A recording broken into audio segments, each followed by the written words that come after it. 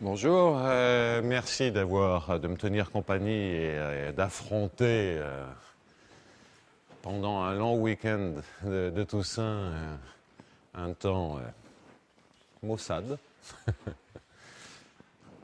Alors pour Guillaume, l'excuse du vendredi matin, concert qui s'est fini très très tard, j'ai dormi 4 heures, concert, je recommande d'ailleurs un trio jazz anglais, Nick Cowley, pour ceux qui aiment le jazz moderne, vraiment quelque chose d'extraordinaire. Mais je pourrais vous parler de Nick Cowley pendant quelques instants et de sa carrière prodigieuse de pianiste, jeune prodige. Aujourd'hui,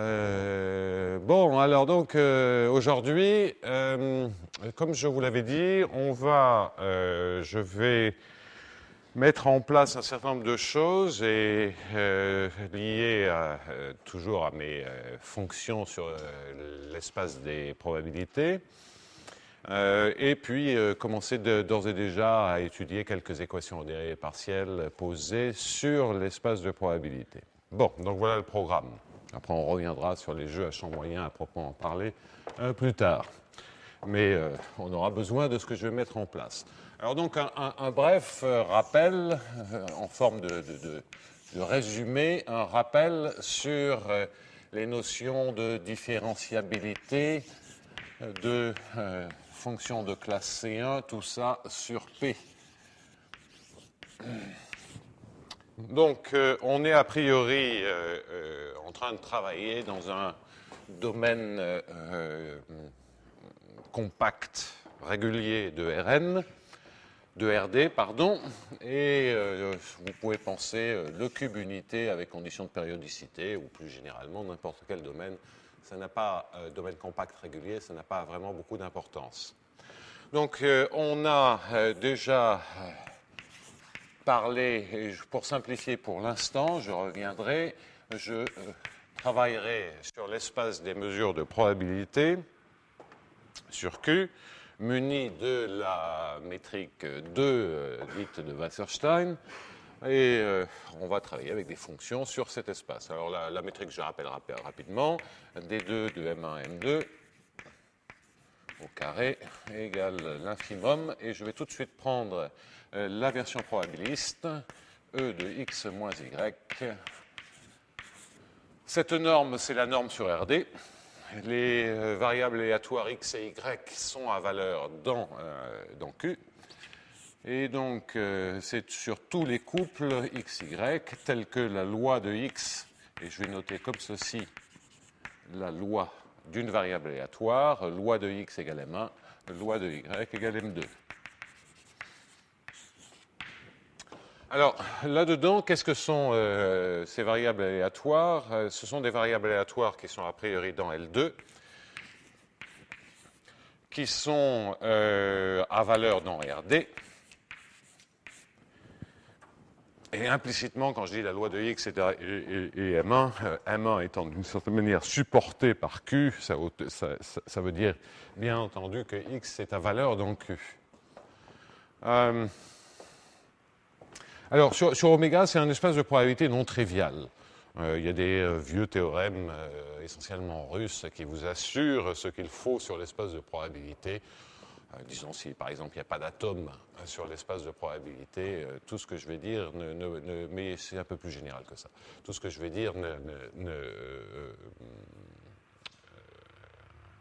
ne pose pas de problème. Alors, ce que je veux dire là-dedans, surtout, c'est que c'est un espace de probabilité non trivial. De sorte que, quelle que soit la loi, on peut trouver au moins des variables aléatoires. C'est un espace suffisamment riche en termes de variables aléatoires, en particulier pour tout couple de mesures de proba, on a des couples x, y de variables aléatoires. Bon, dont les lois sont M1 et M2 respectivement.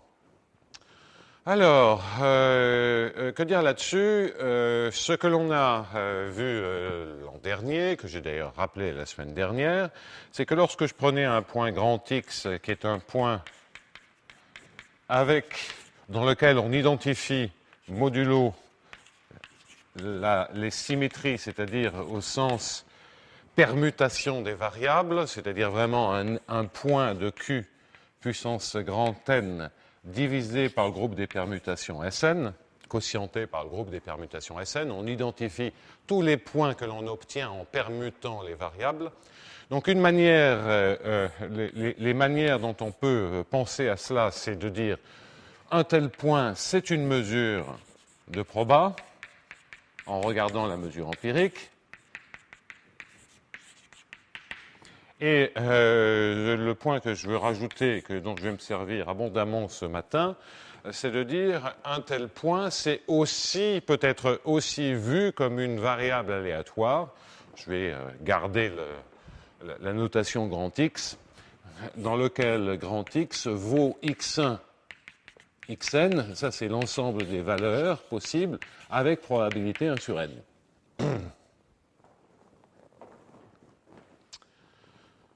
C'est-à-dire une variable aléatoire dont la loi est la mesure empirique. Bien. Alors, stricto sensu, je m'intéresse à des fonctions qui sont des fonctions, par exemple, continues sur l'espace des probas, pour la distance en question.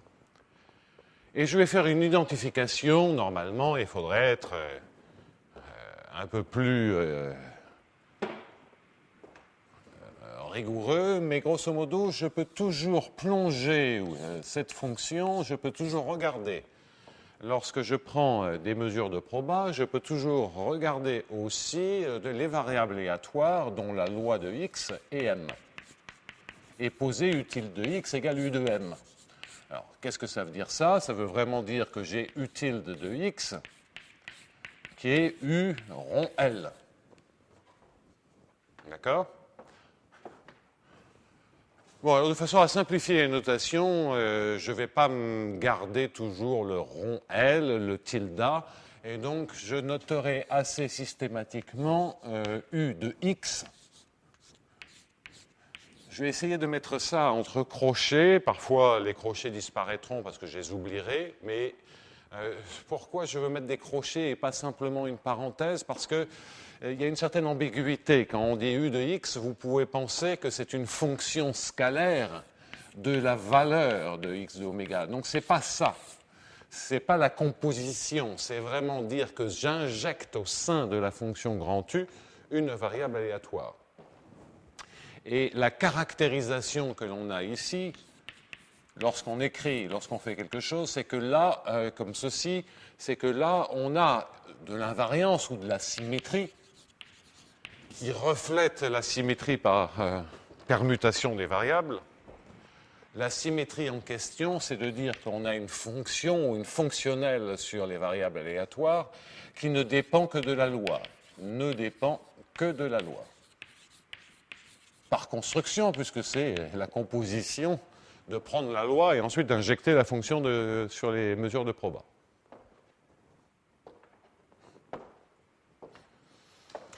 Donc ça, c'est pour en revenir à l'image de Q puissance n du cube ou du carré unité qu'on plie en deux.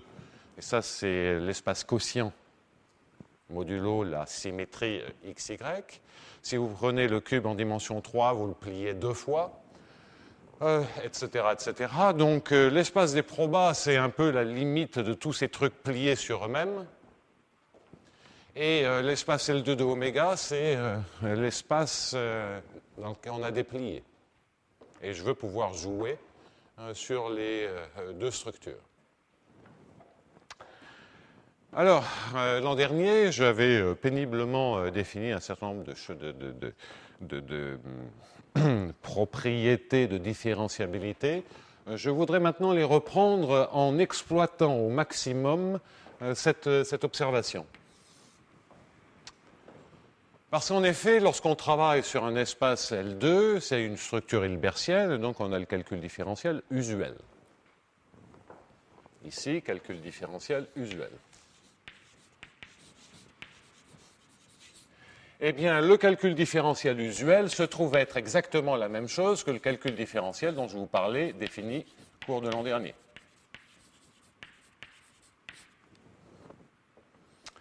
D'une certaine manière, je vais faire donc quelques instants de rappel. Si on définit, puisque j'avais d'abord défini C1 avant de définir différenciable. Et différenciable, c'était être touché par-dessus et par-dessous par des fonctions C1 en un point. Donc, revisitons un tout petit peu C1. Donc, on a d'un côté C1 de P, et ce que je veux dire, c'est que ceci est vraiment complètement isomorphe à quelque chose que je vais appeler C1L de L2, pour dire que ça ne dépend que de la loi. Que de la loi.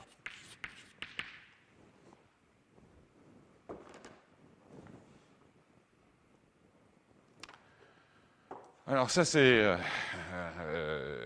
sera extrêmement agréable, parce que ça voudra dire que même si on a, quand on a envie, on pourra même écrire, au lieu d'écrire des équations dérivées partielles sur P, on pourra les écrire sur L2.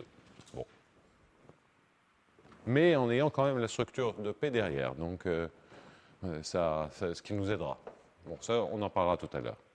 Alors, essayons de comprendre ceci, puis après je parlerai de différenciabilité. Je ne vais pas tout refaire le cours de l'an dernier au vu de cette observation, mais je vais me contenter de l'illustrer un tout petit peu.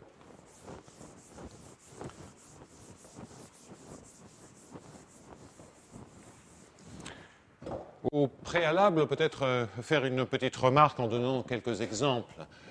Si on prend pour U de M ce que j'avais appelé l'an dernier comme étant des polynômes, l'intégrale de phi de dm, où phi est une fonction, c'est le coefficient, ça c'est un monome d'ordre 1 par rapport à P.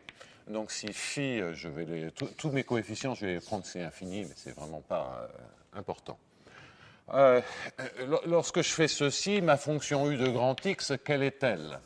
J'ai dit avec des crochets. Eh bien, c'est clair, vous regardez ce que ça fait E de phi de x. Phi est maintenant une fonction scalaire.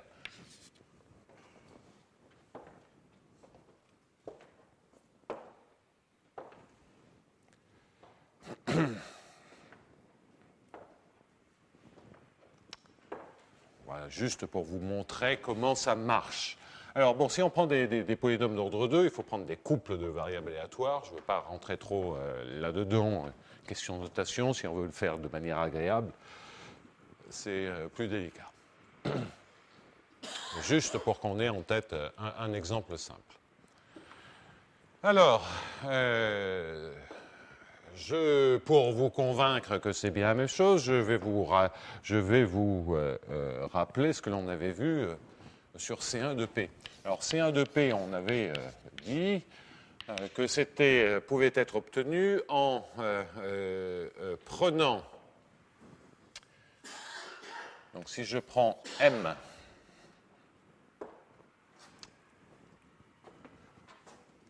M0, je vais prendre un couple M0, M1 quelconque, ou M1, M2, pardon, pour essayer d'être cohérent avec les notations qui sont là-bas, un couple de mesures de probabilité.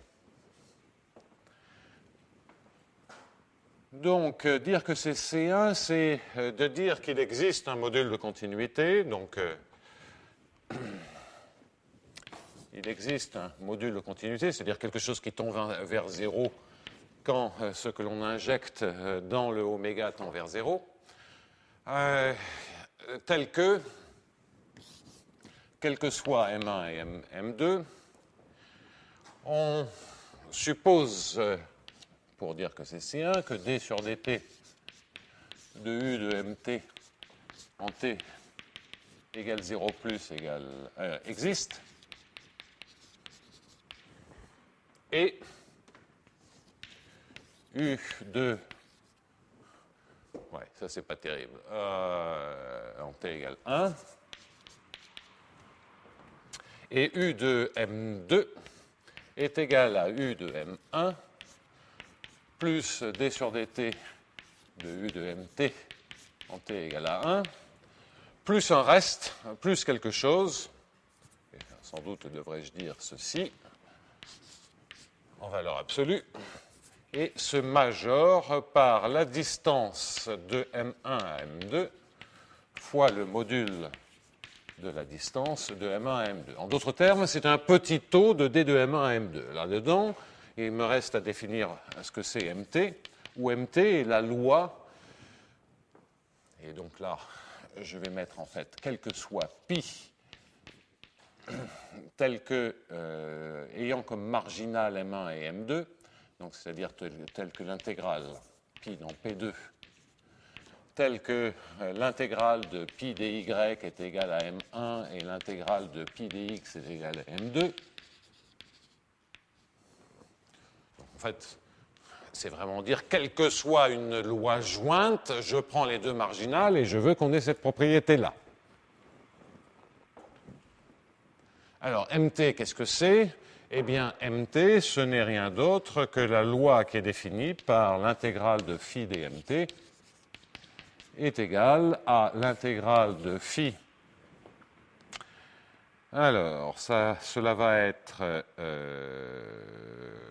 t est plus grand que 1, donc il faut que je prenne du t moins 1. Donc ça va être du 2 moins t fois m1 plus t moins 1 fois m2, de sorte que, c'est n'importe quoi, xy fois dpi de xy. Alors regardons cette formule, si je prends t égale à 1, je ne vois que phi de x, donc j'intègre par rapport à y d'abord, et ça me fait dm1. Donc pour t égale 1, ça fait l'intégrale de phi de x dm1.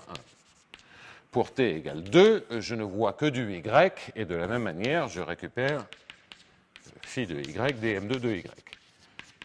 Donc vous voyez que ceci correspond à faire une sorte d'interpolation linéaire sur les lois, entre guillemets, à partir d'une loi jointe quelconque. Bien, alors ça c'était la définition C1, mais maintenant si vous voyez que vous remplacez, lorsque vous remplacez ceci par un pi, c'est quoi? C'est un couple de variables xy. Donc si xy a pour loi, si la loi de xy c'est pi, traduisons cela. Qu'est-ce que c'est? MT, c'est la loi de quoi? C'est pas très compliqué de voir que c'est la loi de 1 moins tx, à savoir, oui, 1 moins tx, c'est mt moins 1, ça je pense. Toujours parce qu'au lieu d'aller de 0 à 1, je vais de 1 à 2. Hein.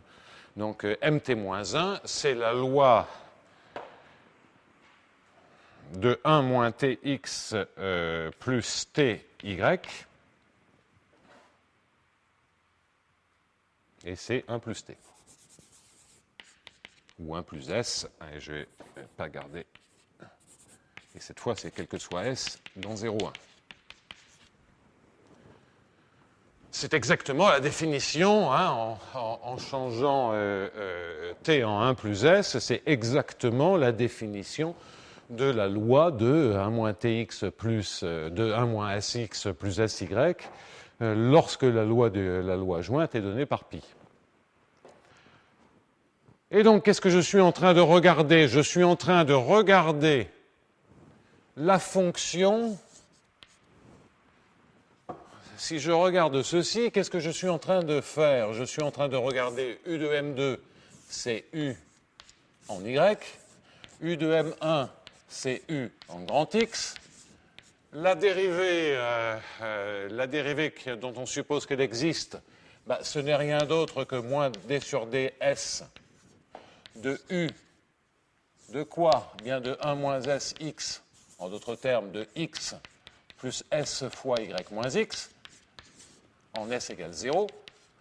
Et je suis en train de demander à ce que ceci, certainement, soit majoré par quoi? La norme L2 de x moins y fois oméga de la norme L2 de x moins y.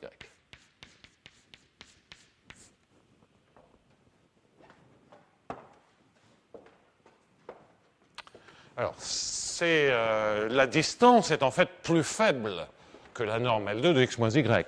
Donc le fait que ceci entraîne cela est clair. C'est la traduction, je viens de faire la traduction. Et là, vous reconnaissez effectivement la définition de, enfin, une propriété caractérisant les fonctions C1 sur un espace plat, sur un espace de Hilbert. Bon, il se trouve que la réciproque est vraie, il y a un petit bazar à faire, mais c'est parce que ça dépend que des lois. Le fait que ça dépende que des lois va faire que ici, vous pouvez minimiser par rapport à tous les pi et récupérer le D de M1, M2, oméga de D de M1, M2. Donc, ça, la réciproque est vraie parce que ça ne dépend que de la loi.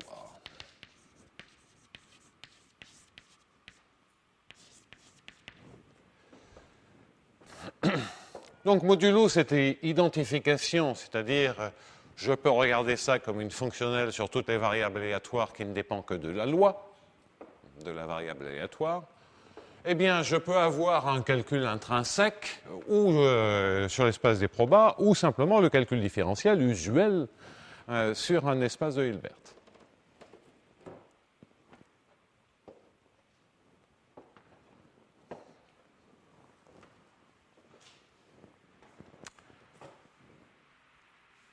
Bon, mais je crois que j'ai dit une bêtise là de toute façon.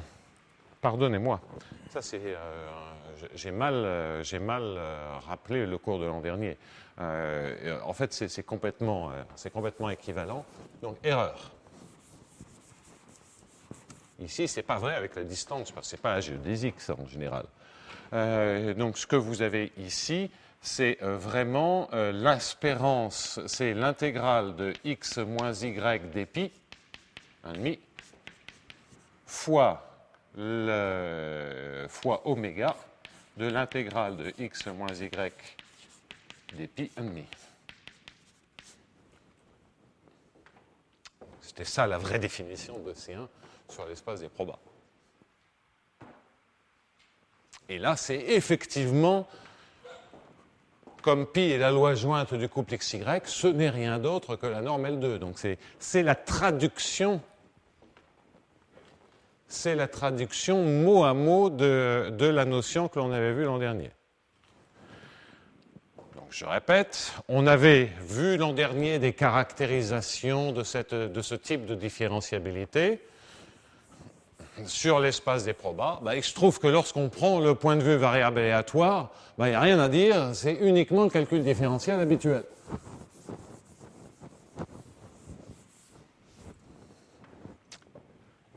OK ? Et pour mémoire, je vous rappelle que ceci, tout ceci, est aussi, ce qu'on avait démontré, est équivalent au fait que si j'introduis, ça c'est le retour en arrière sur UN, si je pose UN de x, maintenant ça c'est un point de q puissance n qui est grand U de mnx, donc ceci est équivalent à dire que UN de y moins un de grand x moins que un et c1 sur q puissance n et que un de y moins un de grand x moins gradient un de x fois scalaire fois y moins x se majore par 1 sur n, la norme euclidienne de x moins y au carré, le tout 1,5, fois oméga de 1 sur n, la norme de x moins y, la norme euclidienne de grand x moins y au carré, 1,5.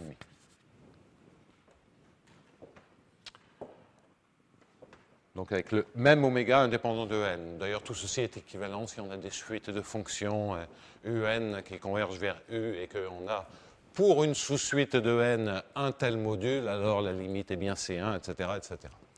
Donc vous pouvez faire toutes les variantes de convergence uniforme, de calcul différentiel, de norme C1, etc. etc., etc.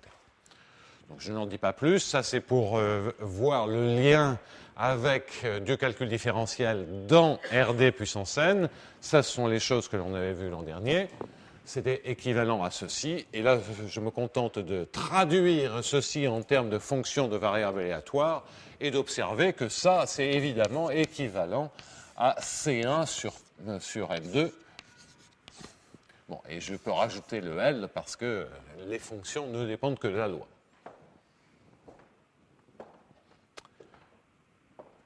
Donc, c'est un résumé rapide. Ça, c'est des choses qui se trouvent dans le cours de l'an dernier. Et la seule chose que je me contente de faire, c'est d'interpréter ceci en termes de fonctions de variables aléatoires. Et c'est à la limite beaucoup plus simple de l'écrire avec des variables aléatoires que de l'écrire sur les mesures de proba. Point. Donc, on ne se souvient que de ça.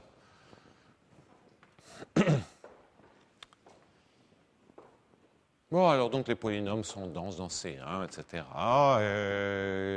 Et du coup, on peut parler de différenciabilité, qui est équivalente à la notion de différenciabilité que j'avais donnée l'an dernier, en touchant par-dessus et par-dessous avec des fonctions C1, une fois qu'elles sont définies.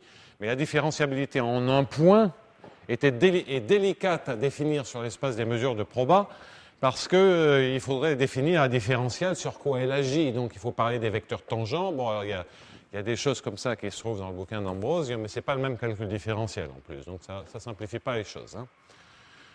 Hein.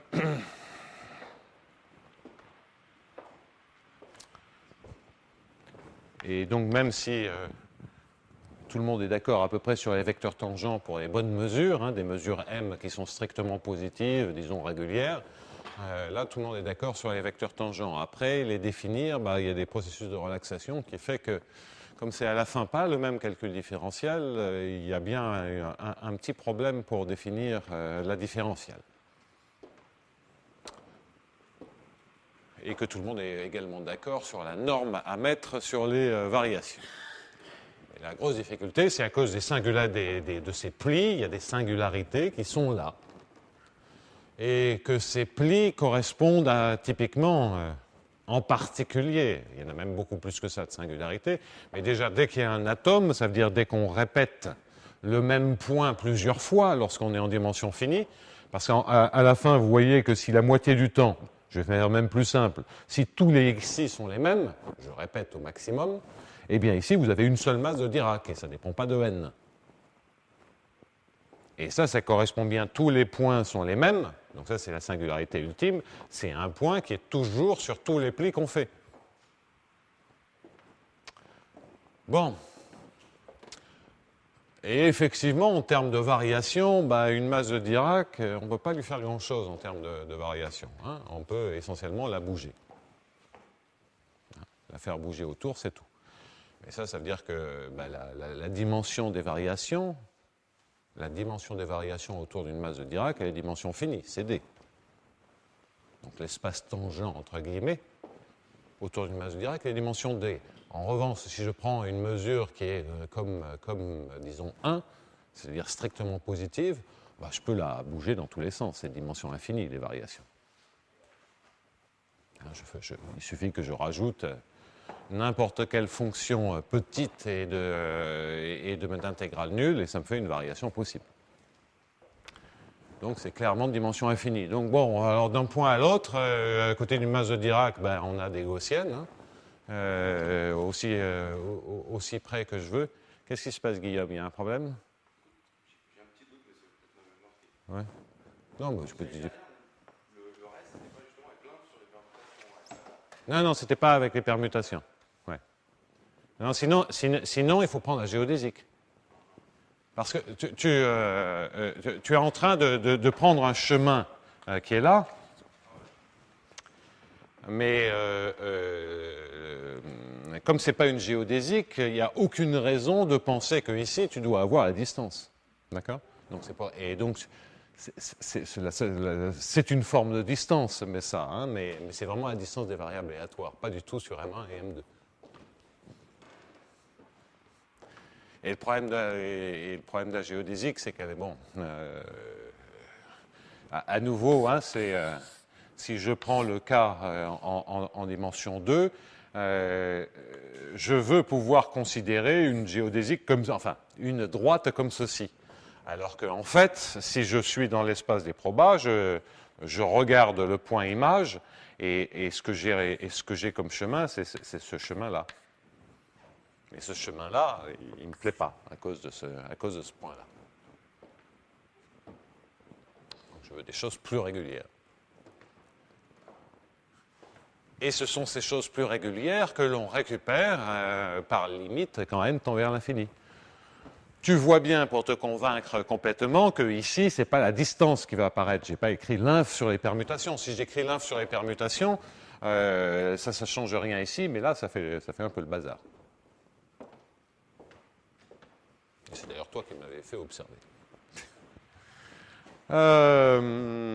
Bien, alors donc ça, c'est l'aspect C1. Donc maintenant, je voudrais passer un peu de temps à regarder la différenciabilité, à regarder ce que c'est un gradient, parce que ça, je ne vous en ai pas parlé l'an dernier. J'avais simplement dit, différenciable.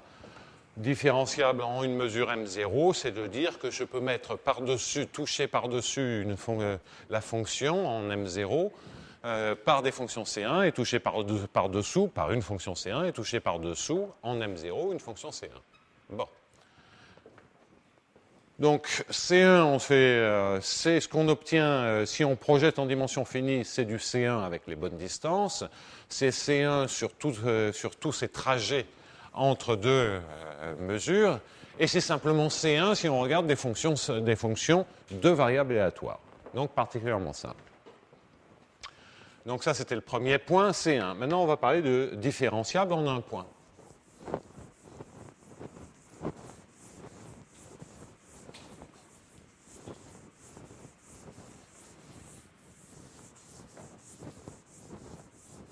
Alors, il n'y a pas de souci particulier.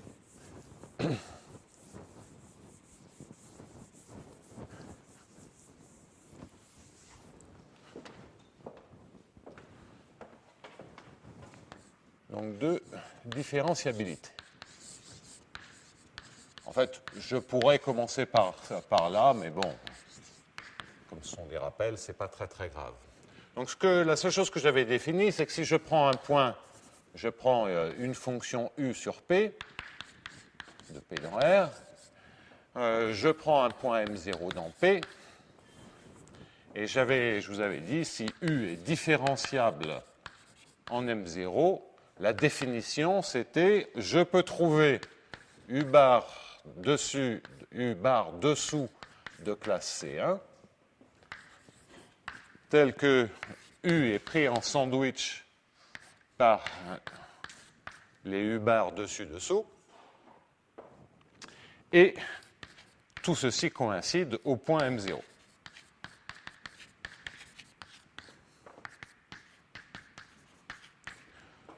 Donc l'idée, c'est voilà, vous avez votre fonction U, ici vous avez le point M0, et vous pouvez glisser dessus une fonction C1, voilà mon U bar, et glisser dessous une fonction C1, voilà mon U bar en dessous. Alors en dimension finie, effectivement, lorsque vous faites cela, eh bien les deux fonctions C1 sont obligées d'avoir la même différentielle, et ça vous entraîne bien sûr que la fonction est différenciable, puisque pour le reste, vous avez par-dessus le reste de U bar et par-dessous le reste de U bar. Par-dessus, par-dessous. Donc ça, c'est du calcul différentiel classique. Et quant au fait que les gradients soient les mêmes, si vous pouvez comparer U bar en dessus et U bar en dessous, c'est simplement lorsque vous avez deux formes linéaires qui sont... C'est qu'une forme linéaire positive est nulle. Bon, ça c'est du calcul différentiel comme on ne l'apprend plus. Alors c'est bien gentil ça, mais c'est pas très très facile à manipuler. Hein. D'un autre côté, vous avez, et je trouve que c'est équivalent, la démonstration n'est pas simple. Hein. Ceci se trouve être équivalent à simplement dire que U, qu'il existe x0 tel que la loi de x0 soit égale à m0, tel que U de grand X est différenciable au sens de L2 en x0. Et c'est d'ailleurs équivalent à dire que c'est quel que soit x0. Comme ça dépend que de la loi, c'est assez...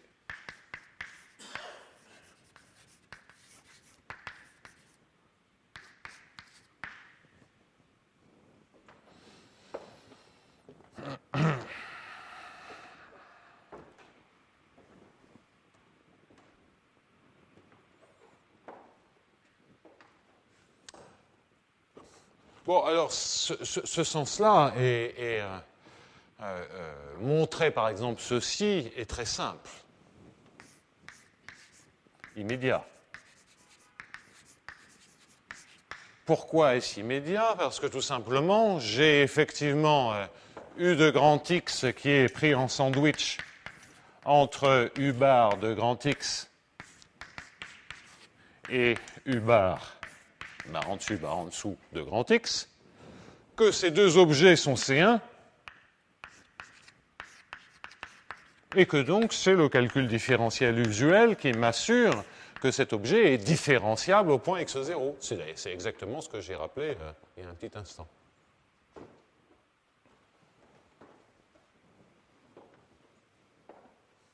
Donc cela entraîne bien que U de grand X est différenciable en x0. Bon, ça peut-être ces petits rappels de calcul différentiel, il faudrait quand même un peu les montrer. Qu'est-ce que cela veut dire? Que j'ai U bar de x plus z qui est donc supérieur, z va être la variation, je vais mettre et supérieur à U de x plus z, x0, pardon. Ah, j'avais dit que je mettais des barres. Qui est supérieur à U bar de x0 plus z. Je peux retrancher partout U de x0 qui est égal à U bar de x0 et qui est égal à U bar en dessous de x0. Ça ne change rien à mon inégalité. Ça, parce que c'est C1, c'est différenciable. Ça fait gradient de U bar de x0. Allez, on va prendre des primes, je parlerai de gradient après. La différentielle de U bar prime en x0 appliquée à z,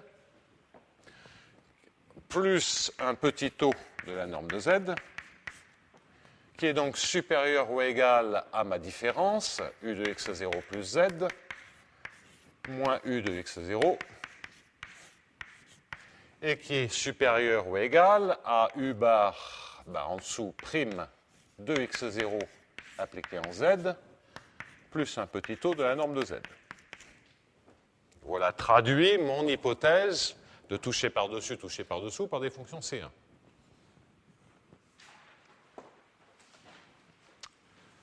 En particulier, vous voyez que ça entraîne d'une part que U bar prime de x0 moins U bar en dessous prime de x0,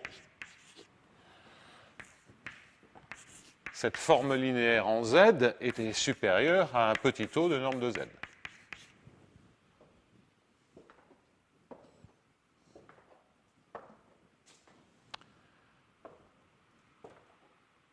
Alors bien entendu, si c'est vrai pour tout z, c'est vrai aussi pour lambda z. Et ici, j'ai un petit taux de valeur absolue de lambda z. Je divise par lambda. Donc si c'est vrai, quel que soit z, c'est vrai aussi quel que soit z et quel que soit lambda. Et maintenant, je fais tendre lambda vers 0. Ceci tend vers 0. Et donc, j'ai une forme linéaire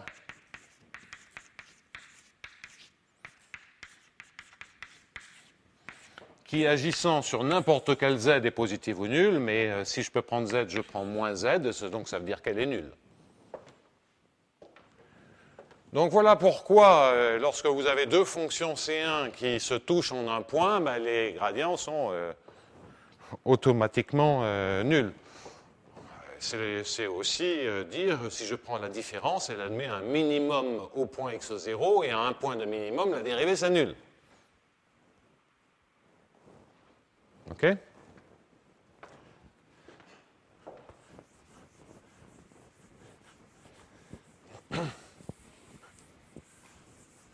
Donc ici, le résultat des courses, c'est que j'ai une certaine forme linéaire continue, L comme linéaire, en Z, qui est supérieure plus un petit taux de la norme de Z, est supérieur ou égal à U de x0 plus Z moins U de x0, qui est également supérieur à la même forme linéaire en Z plus un petit taux de Z.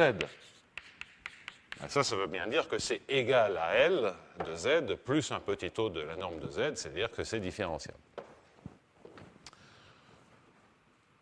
Et on a évidemment démontré ça, quel que soit x0.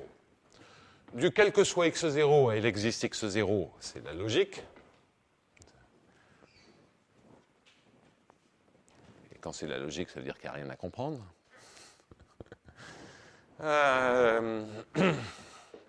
Et la remontée, c'est plus compliqué.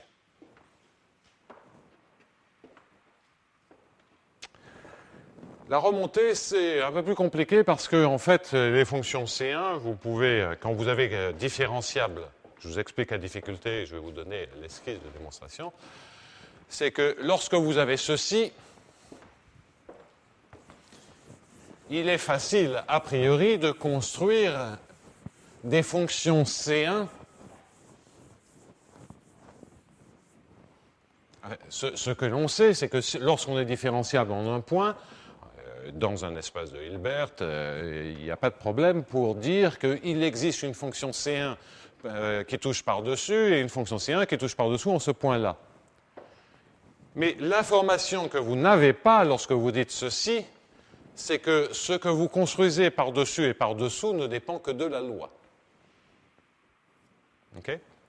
Alors, pour ce faire, on a besoin de comprendre d'autres petites choses sur la structure du gradient qui est là, et puis de se servir du fait que, grosso modo, pour construire par-dessus et par-dessous, on n'a besoin que de se servir de la distance. Mais que la distance, elle n'est pas différenciable. Alors ça, je vous avais en ce sens-là. Donc, la difficulté que l'on a, c'est que, bien entendu, il faut travailler sur le reste pour définir que quelque chose est C1. Et si vous bâtissez le reste à partir de la distance, en majorant, donc ça c'est les stratégies classiques, vous vous heurtez à la difficulté que la distance n'est pas C1. Donc si je prends d carré de M à M0, c'est pas C1 sur P.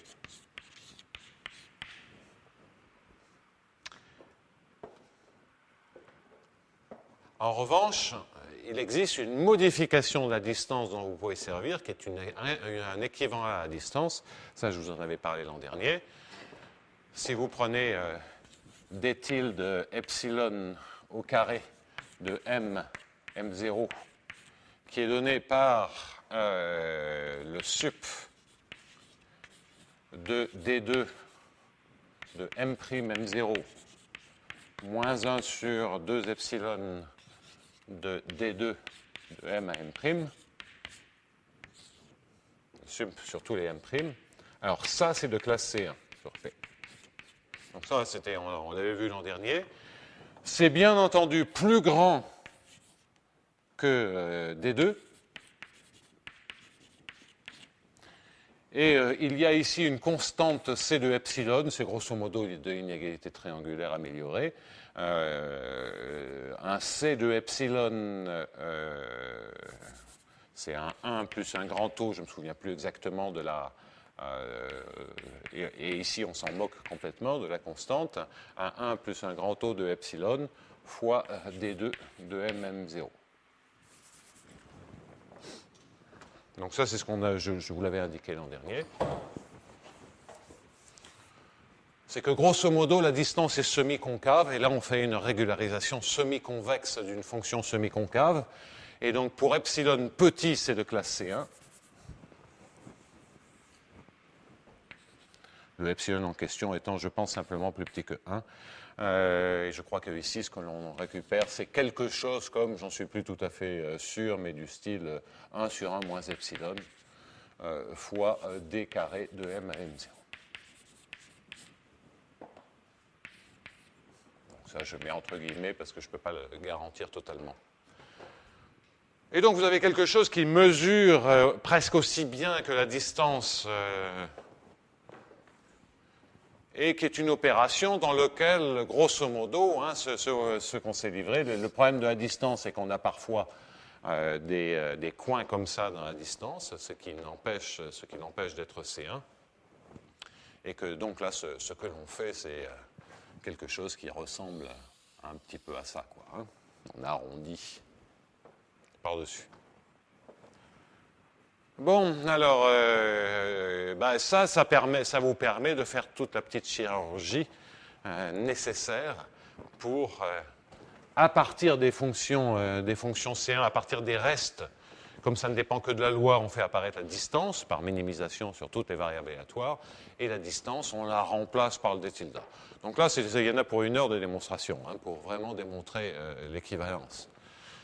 Mais c'est ça l'ingrédient essentiel qui fait que l'on peut bien remonter, c'est ça.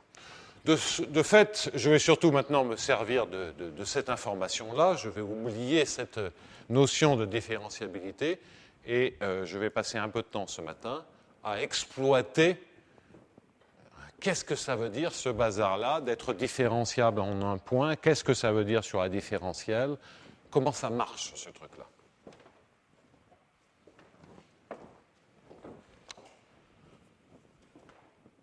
Ça nous sera très utile pour écrire des EDP et par la suite.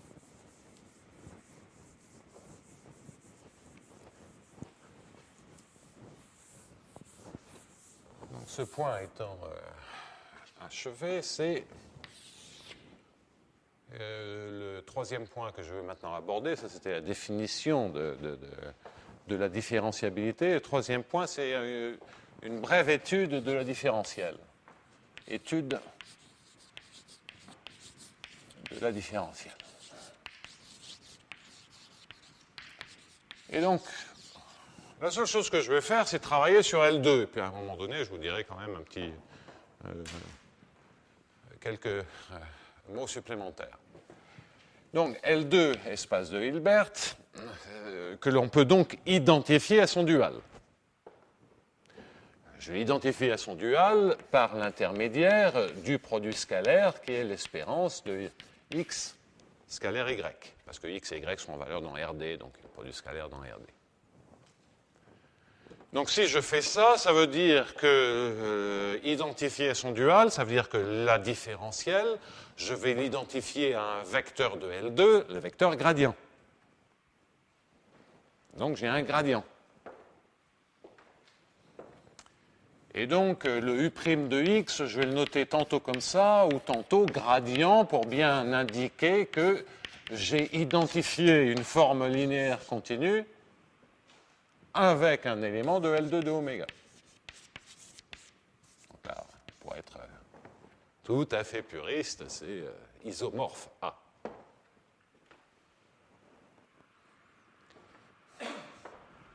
Et ça agit sur des incréments en variable aléatoire, ça agit par prendre l'espérance du produit.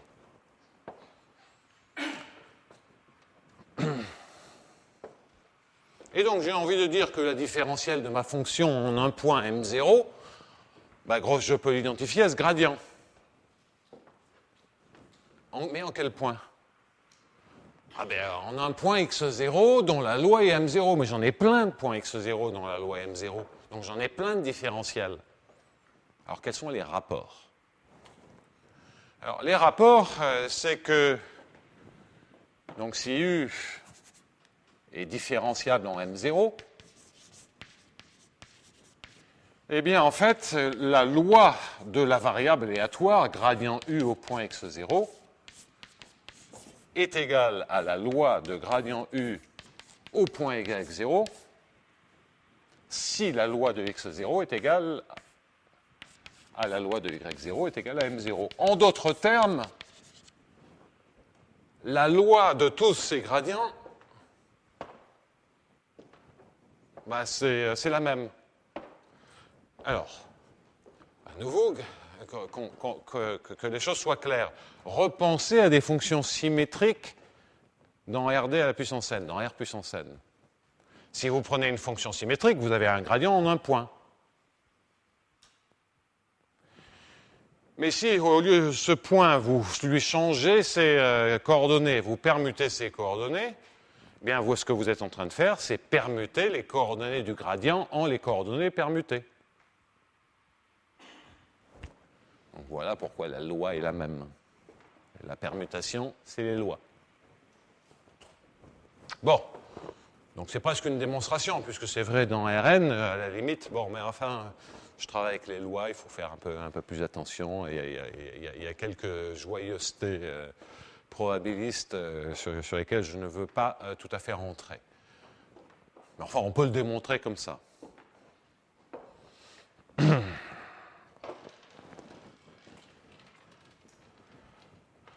Alors, essayons de comprendre ceci. Il faudrait que je le comprenne. Ah oui. Une manière, lorsque dire que vous avez la même fonction de distribution, parce que les lois, c'est des fonctions de distribution, d'une fonction. J'ai une fonction qui va de grand oméga dans R. Bon. Alors, lorsque vous avez des fonctions qui sont équimesurables, comme on dit, c'est simplement mes fonctions grand X de x0 de oméga, y0 de oméga, vous avez un homéomorphisme de mesure qui envoie l'une sur l'autre. Alors, qu'est-ce que ça veut dire ça? Ça veut dire simplement que y0, vous pouvez penser que c'est x0 rond phi de oméga.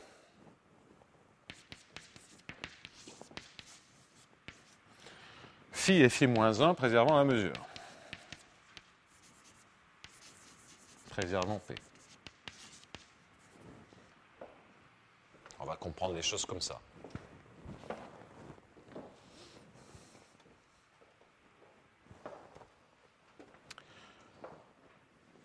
Alors maintenant, que dois-je faire? Ouais, allez, on va faire ça. Je vais regarder U en y0 plus z.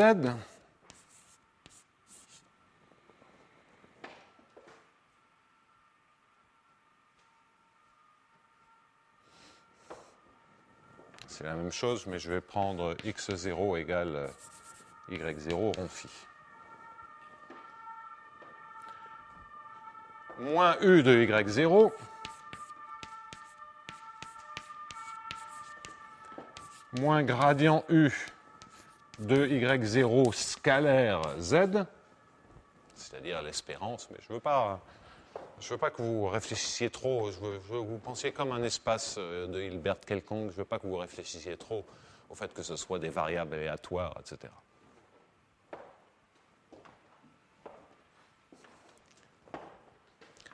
C'est bien connu, plus on réfléchit, moins on comprend. Il n'y a que Guillaume qui est d'accord.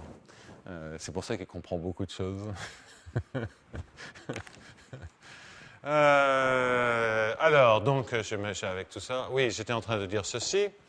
Et que ça, c'est un petit taux.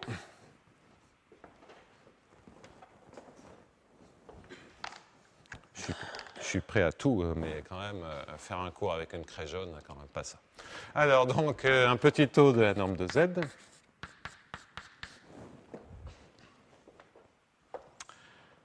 Bon. Alors, que vais-je faire? Eh bien, ce que je vais faire, c'est transporter ça par l'application grand phi en introduisant Z' égale Z rond phi. De sorte que x0 plus Z', c'est y0 plus Z rond phi, et donc ça a la même loi que y0 plus Z. Donc si je fais ceci, la ligne qui est au-dessus devient U de x0 plus Z', le u de y0, parce que u ne dépend que de la loi, moins u de x0. Et là, j'ai moins gradient de u de y0, z.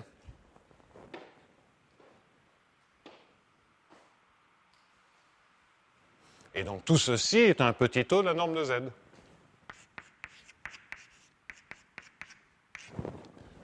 Alors que vais-je supprimer? La différenciabilité, on peut supprimer la différenciabilité. Je voudrais garder les informations pertinentes.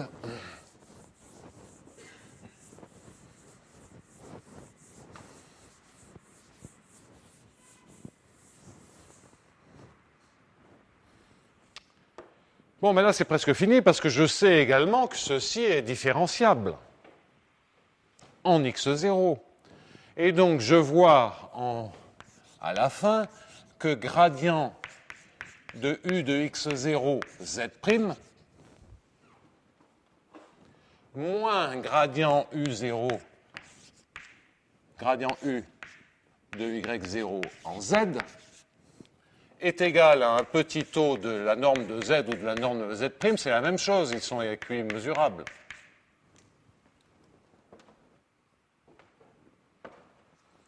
Donc, même chose, ça entraîne par linéarité, par homogénéité, ça veut donc dire égal à 0, homogénéité.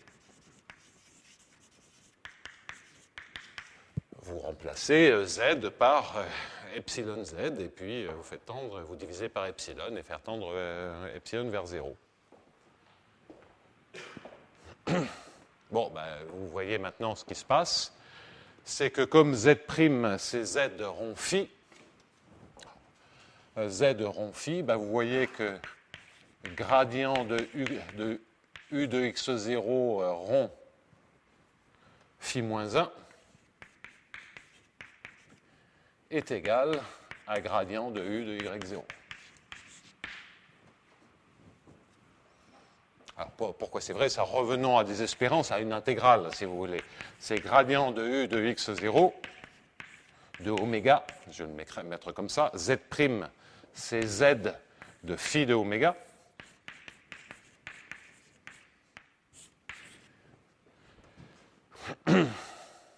Donc, vous remplacez phi de oméga par oméga prime. Je vais mettre oméga prime. Allez. Vous remplacez phi de oméga prime par oméga. Ça vous fait donc E de gradient de U de x0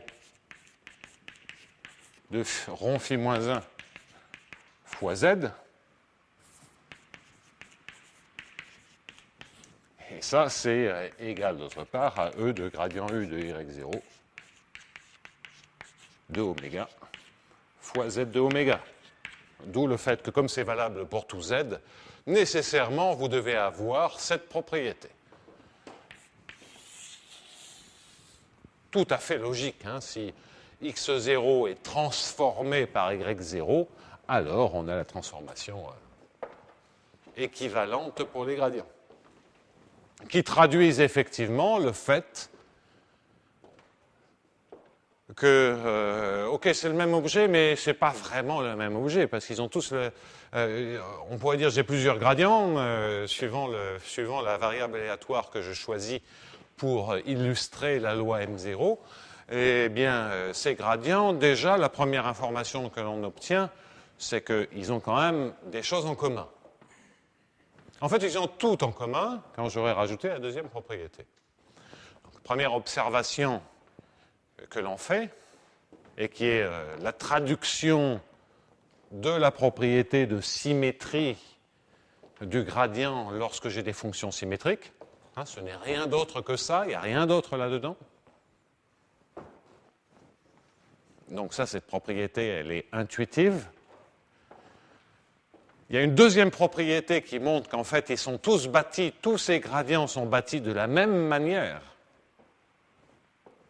Et celle-là, elle est plus compliquée. Et elle est moins facile à interpréter en dimension finie. Parce qu'en dimension finie, on ne voit pas grand-chose.